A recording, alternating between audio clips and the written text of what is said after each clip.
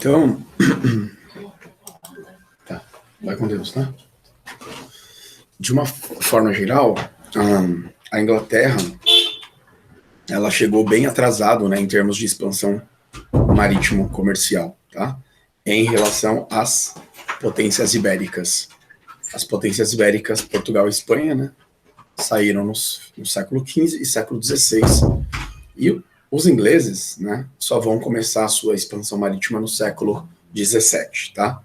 Finalzinho do século XVI, mas oficialmente início do século XVII. Então, essas terras que vocês estão vendo aqui, né, essas colônias, né, vamos dizer assim, Nova York, né, e todas as colônias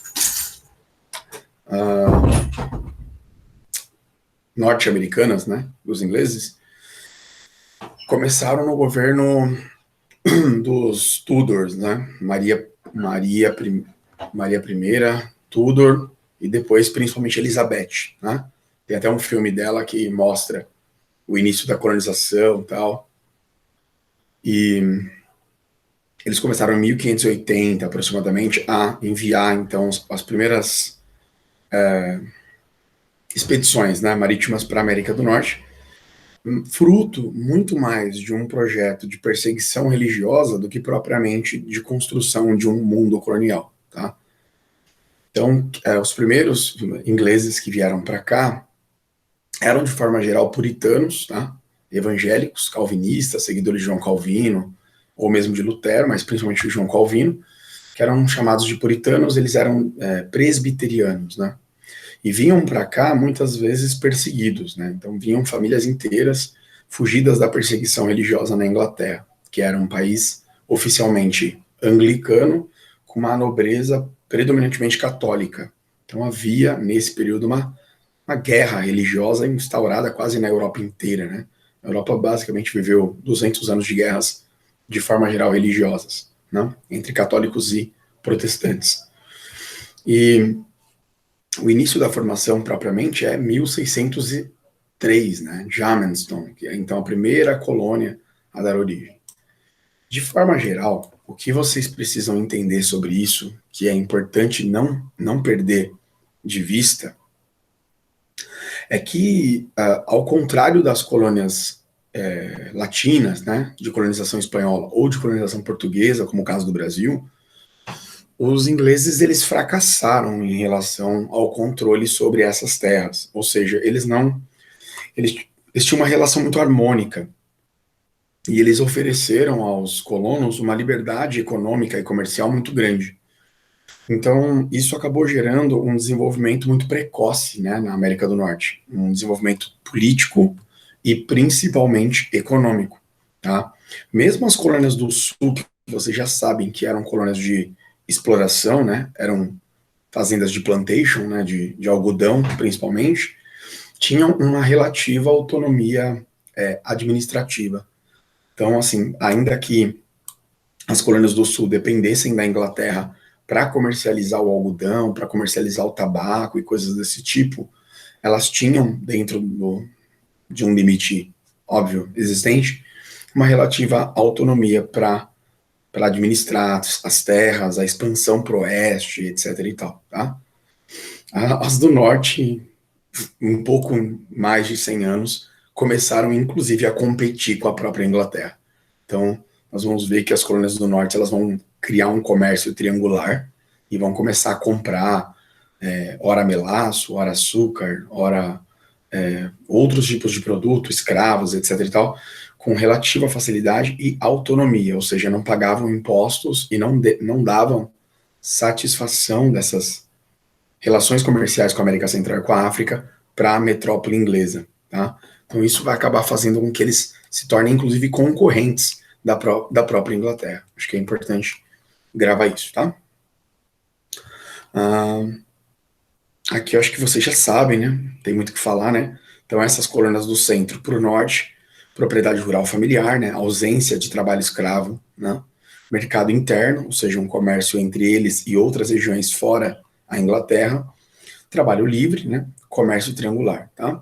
E as colônias de exploração ao sul, sistema de plantation, né? Latifúndio agroexportador com mão de obra escrava, tá? Então essas são as características principais.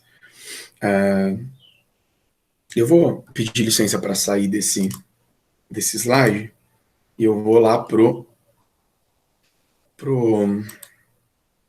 a guia do Chrome, porque aí eu já vou entrar mais em detalhe com vocês em relação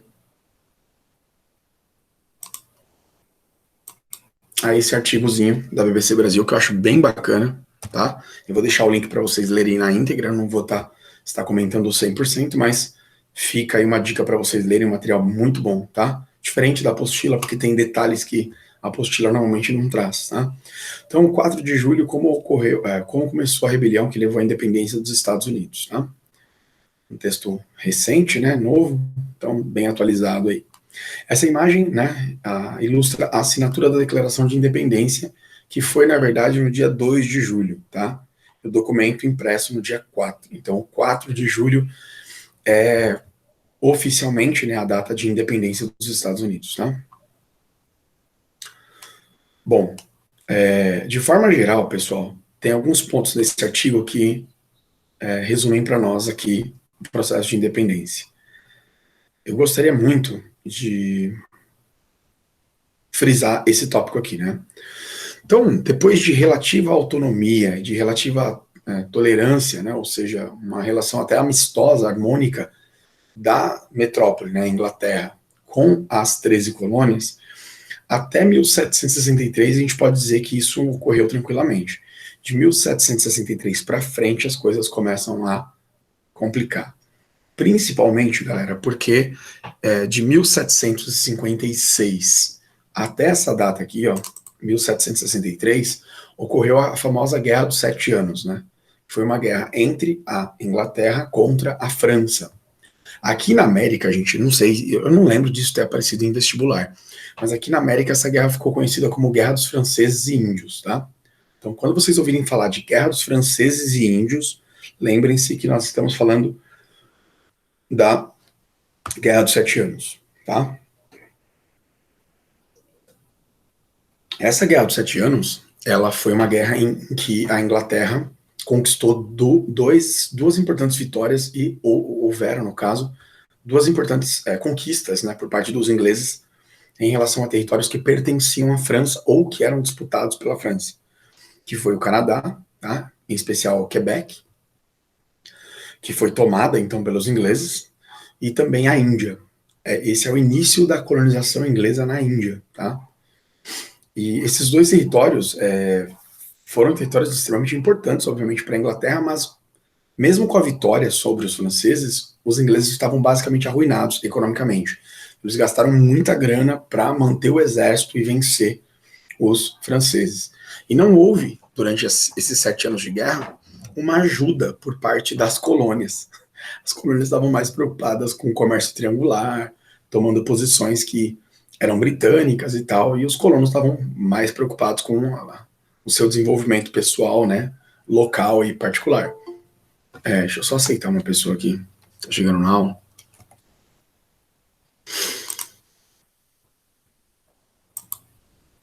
Marquinhos Severíssimo, quem é esse senhor? Marquinhos Severino é o quê? Quem que é essa pessoa? Enfim, não respondeu, tudo bem. E o que vai acontecer, gente, de forma geral? A primeira proclamação régia, vamos dizer assim, da Inglaterra em relação ao pós-Guerra dos Sete Anos é que os ingleses não podiam, os colonos americanos não podiam mais expandir suas terras a oeste, tá? Então lembrem-se daquele mapinha das 13 colônias, havia uma expansão para o oeste natural, e que inclusive a Inglaterra incentivou essa expansão para o oeste durante muito tempo, pelo menos até 1763. E por que os colonos ingleses, por que a Inglaterra incentivava os colonos americanos a expandir o território americano para o oeste? Primeiro para controlar o território, uma vez que haviam espanhóis e franceses disputando esse território. Então era importante para a Inglaterra que os colonos fossem adquirindo terras em regiões virgens, ainda não ocupadas, isso em detrimento da morte dos indígenas que viviam na região, para que nem franceses nem espanhóis tivessem sucesso em, de repente, tentar controlar esse território. Só que o que vai acontecer? Terceiro, a Inglaterra estava basicamente agora com o controle do mundo. Então, tanto na Europa quanto nas Américas, ou nos mares, vamos dizer assim, a Inglaterra era a grande potência mundial. Ela já tinha vencido a Holanda, ela já tinha vencido a França, e a Espanha estava caindo aos pedaços, literalmente falando, junto com Portugal. Então não tinha mais esse risco, nem da França, nem da Espanha, de repente dominar terras da América do Norte. Então os ingleses falaram, ó, se é por isso, não preciso mais expandir. O outro motivo da proclamação régia de proibição da expansão para o oeste veio do controle fiscal. Ou seja, manter os colonos americanos no litoral era uma maneira muito mais simples de controlar a colônia, de controlar os impostos, ter um controle fiscal. Então eles criaram o Ato de Quebec, onde um governador real, ou seja, escolhido a dedo pelo parlamento britânico, controlava todas as terras do centro-norte da América do Norte. Então, assim, os pequenos proprietários, aqueles caras que eram os famosos pioneiros, né, que iam tomando terra dos indígenas e vendendo essas terras, eles não podiam mais fazer isso. Então, isso gerou já um prejuízo muito grande para a pequena propriedade do norte e também gera um prejuízo muito grande para os latifundiários do sul. Porque os latifundiários do sul, obviamente, trabalhavam com mão de obra escrava, para eles era interessante expandir terras a oeste, porque eles teriam mais área para produzir. E, obviamente, se tornariam mais ricos e mais poderosos. Então isso também prejudica os grandes latifundiários do sul. Após isso, surgem as famosas leis intoleráveis, né? A lei da moeda, né, onde os colonos estavam proibidos de imprimir papel moeda ou produzir dinheiro próprio, porque isso fazia com que houvesse aumento dos preços. Então, o preço dos produtos da colônia ficavam mais altos para os metropolitanos. Então, a Inglaterra proíbe a América do Norte de produzir dinheiro, eles teriam que usar a moeda real britânica, a libra, né, libra esterlina.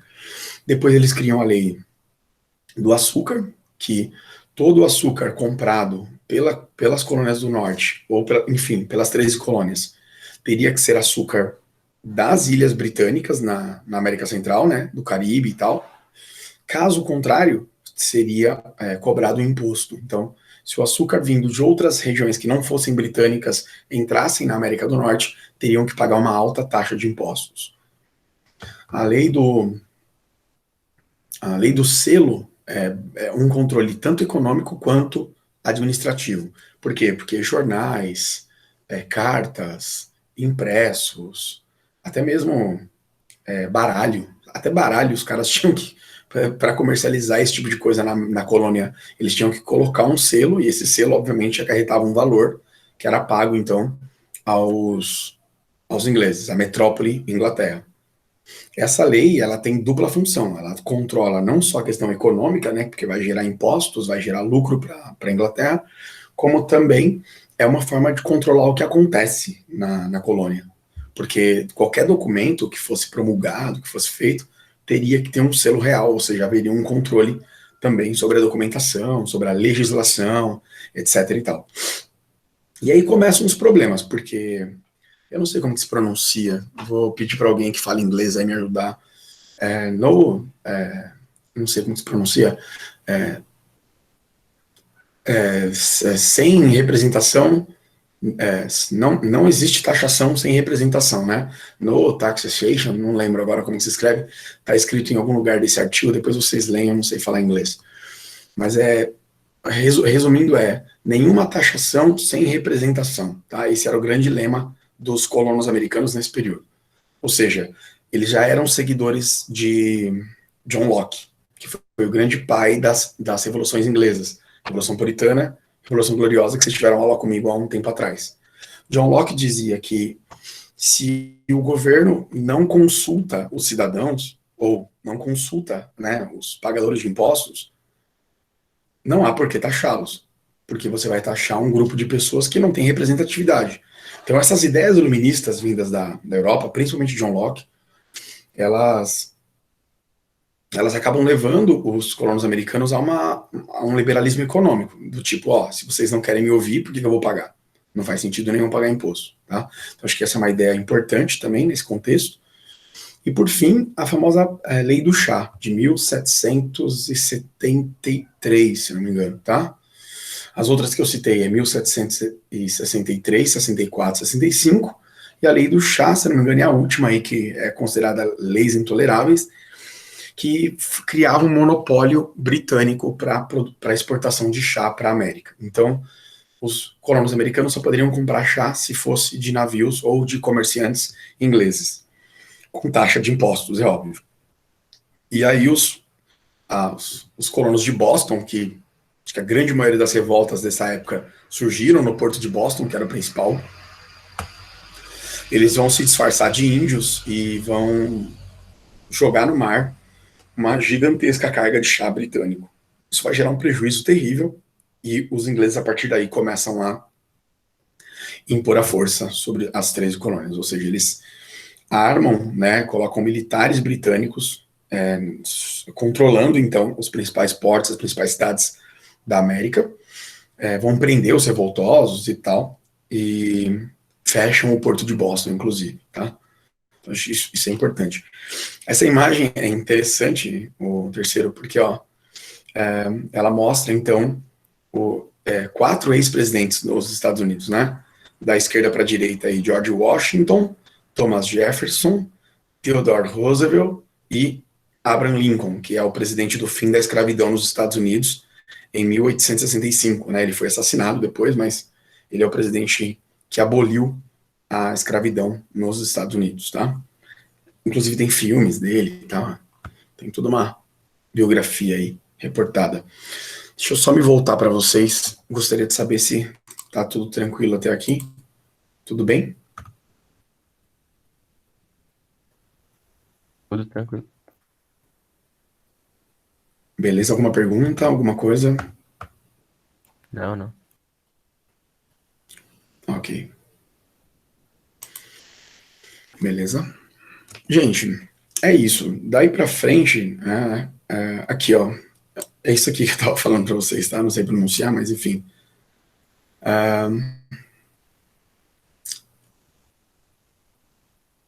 Muito bom. Deixa eu só ver se eu lembro de mais alguma coisa. Ok. O ataque de Bunker Hill, em Boston, né? Concentrou grande parte do movimento de rebelião das 13 colônias. Então, Boston, como eu já tinha falado, ela vai concentrar a grande maioria das revoltas e rebeliões dos colonos contra a Inglaterra. A partir daí, nós vamos ter os congressos da Filadélfia, né? Colônia do centro, né? Dos Estados Unidos, onde surgiram as ideias iluministas que culminaram com a Declaração de Independência dos Estados Unidos, tá? Então, primeiro Congresso Continental, 5 de setembro de 74, no qual estiveram representantes das 12 colônias, exceto Geórgia. O que é importante entender? Todo mundo estava a favor da independência? Obviamente que não, tá? Geórgia e algumas outras regiões, mais ao sul principalmente, tinham uma relação de lealdade com a metrópole britânica. Por quê?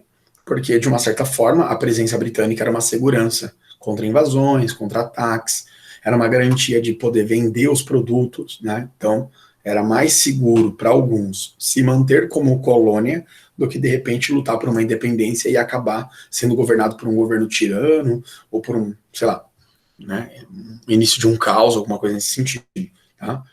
Só que, de forma geral, as ideias liberais estavam contidas em todo o território. E é isso que vai fazer a diferença. Tá? Um ano depois, o órgão se reuniu mais uma vez, o segundo congresso da Filadélfia, né?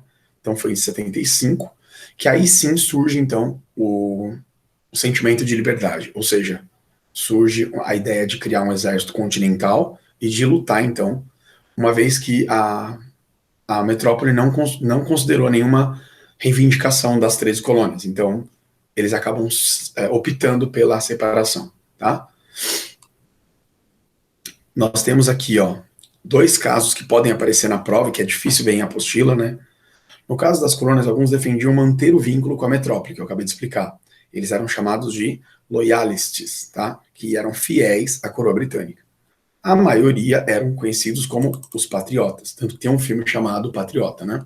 Do Mel Gibson, que queriam romper completamente as relações com Londres e declarar a sua independência. Tá? O início da Revolução, gente, que eu acho interessante aqui pegar essa ideia. O conflito deu início à era de revoluções, porque depois da independência dos Estados Unidos, vem a Revolução Francesa, né, 1789, junto com a Revolução Industrial, né, na Inglaterra, 1780 para frente. Então, vocês percebem que a década de 1760 a 1790, esses 30 anos são marcados por revoluções burguesas, tá? Iniciados pelo movimento iluminista, né, pela Revolução Americana, que a independência dos Estados Unidos também pode ser chamada de Revolução Americana, seguidos pela Revolução Industrial na Inglaterra e Revolução Francesa. Tá? Então, acho que por isso que é chamado de período de revoluções. Tá? Tanto que o historiador Eric Hobsbawm, ele escreve um livro sobre todo esse processo chamado Era das Revoluções. Tá bom? As forças britânicas eram, a princípio, muito poderosas, né? Mas os colonos continuaram batalhando mesmo diante das derrotas. Aqui o que me chama a atenção é a presença de inimigos na Inglaterra a favor dos colonos americanos. Então, França, Espanha e Holanda vão apoiar a independência dos Estados Unidos. Não porque estavam a favor de uma independência da América, mas porque eram inimigos mortais da Inglaterra. Nessa época, a Inglaterra já era invejada pelo seu poderio militar, pelo seu poderio econômico e pelo fato de estar conquistando a maioria das grandes colônias do mundo. Tá? Então, a Inglaterra luta contra as 13 colônias, mas no meio da guerra, a França, a Holanda e a Espanha também apoiam as 13 colônias contra a Inglaterra. Tá?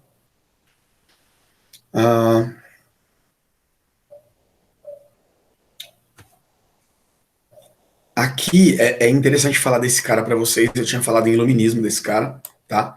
Em janeiro de 1776, o político e escritor de origem britânica Thomas Paine, considerado um dos pais fundadores dos Estados Unidos, publicou um ensaio Sentido Comum, em que defendia a independência das colônias. Gente, esse mesmo Thomas Paine, que é um dos pais aí da independência dos Estados Unidos, ele esteve, alguns anos depois, na Revolução Francesa. E ao chegar na França, ele achou aquilo muito radical, porque o que houve na França foi algo muito mais violento em termos políticos, né? Com a decapitação dos padres, decapitação dos senhores feudais, aquela coisa toda, a Revolução Francesa varreu o antigo regime, né? Enquanto nos Estados Unidos, de uma forma geral, não que não tenha sido violento, mas o princípio de hierarquia foi preservado. Na França, você viu uma guerra entre os jacobinos, girondinos, né? Entre os pobres contra os ricos, de uma forma muito mais radical. Tá? A obra, até hoje, uma das mais vendidas nos Estados Unidos, naquele momento foi um impulso importante para a causa revolucionária. E essa obra de Thomas Paine, gente, é um tratado iluminista, tá? É um livro que fala de liberdade econômica, né? Fala de liberdade jurídica, não fala ainda de liberdade e igualdade social, tá? Isso não. Porque o iluminismo, vocês já sabem que ele não é a favor de igualdade social. É apenas de igualdade jurídica, tá? E política, no caso. 2 ou 4 de julho, aí fica a pegadinha aqui do artigo, né?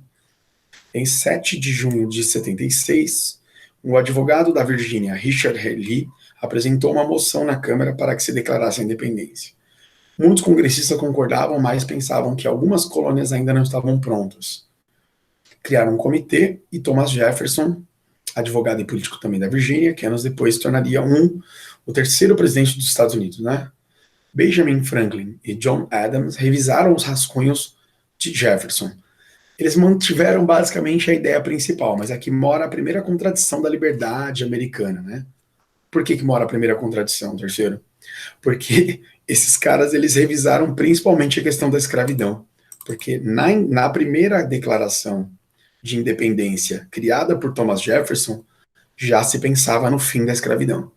E esses caras aqui, ó, eram escravistas. Então eles vão lá e retiram o fim da escravidão da declaração. Ou seja, liberdade, igualdade e fraternidade para os brancos engenheirados, tá? Para pobres, estrangeiros e negros, nada disso. Tudo bem? Então essas são contradições do iluminismo pregado na Revolução Americana. Se é iluminista, se prega a liberdade, por que escravidão, né? Então essa é a grande contradição. E esse trecho aqui é o mais contraditório de todos, né? Todos os homens são criados iguais. Puxa, se são criados iguais, porque alguns são escravos de outros, né? Acho que é importante falar isso para vocês. O comitê apresentou a versão final no Congresso em 28 de junho de 76 e o texto foi aprovado em 2 de julho. Tá? Então, no 2 de julho, a gente pode dizer que foi o dia, vamos dizer assim, oficial, né, da independência. Mas o documento só foi impresso em 4 de julho, tendo se tornado esta data de celebração nacional. Tá? Eu acho que é isso. A guerra só acabou em 9 de abril de 1784. Na verdade, 3 de setembro de 83, tá? Com a Inglaterra reconhecendo a independência dos Estados Unidos um ano depois, que é o famoso Tratado de Paris ou Tratado de Versalhes.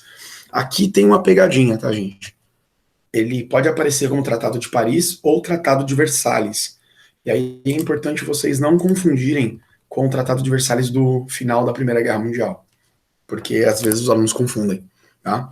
Pode acontecer de aparecer Tratado de Versalhes ou mesmo Tratado de Paris. Lembrem-se da data, 1783. Então é o fim da guerra contra as 13 colônias e é o reconhecimento, a Inglaterra então reconhece as 13 colônias como um país independente, os Estados Unidos da América.